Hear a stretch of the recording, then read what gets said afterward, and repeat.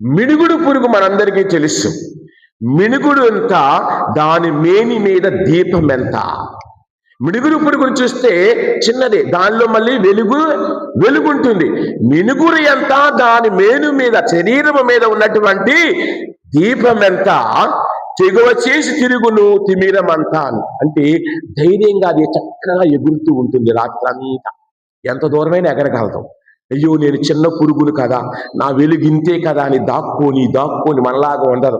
అయ్యో నాకు 5 మార్కులే వచ్చినాయి, నాకు 15 మార్కులే వచ్చాయి, మా టీచర్ గారు నాకు మార్కులు వేయలేదు, మా సిస్టర్ గారు మాకు మార్కులు వేయడం లేదు, నేనంటే నచ్చదు.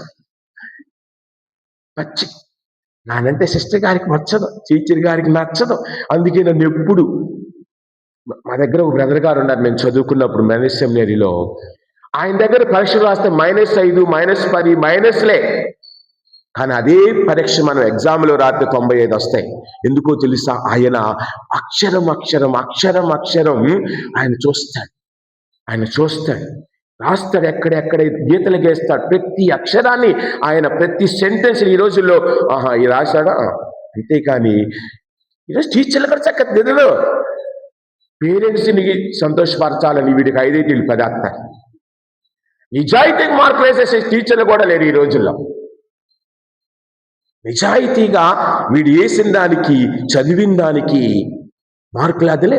వాడు 10 మార్కులకి 20 మార్కులు వేసి మా అబ్బాయి, వీళ్ళమ్మా మా అమ్మాయి రాసింది ఏమీ లేదు, వీళ్ళు వెళ్ళి ఆన్సర్ షీట్ని ప్లస్ ఎగ్జామ్ టెక్స్ట్ బుక్ని పక్కన పెట్టి చూస్తే సగం శుద్ధ తప్పులే ఉంటాయి.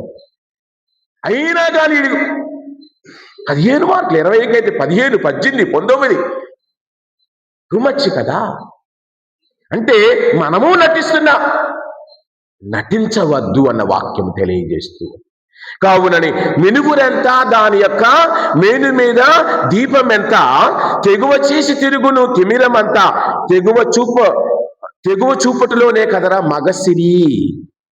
తెగించి నడవగలిగినప్పుడు, యుద్ధము కానీ, బాధ కానీ, కష్టము కానీ వచ్చినప్పుడు తెగువతో నేను, నా దేవుడు నాకు తోడుగా ఉన్నాడు, నేను నడవగలను, నా కష్టములో, నా బాధలలో, నా మార్గములో ఆయన తోడుగా ఉంచాడు అని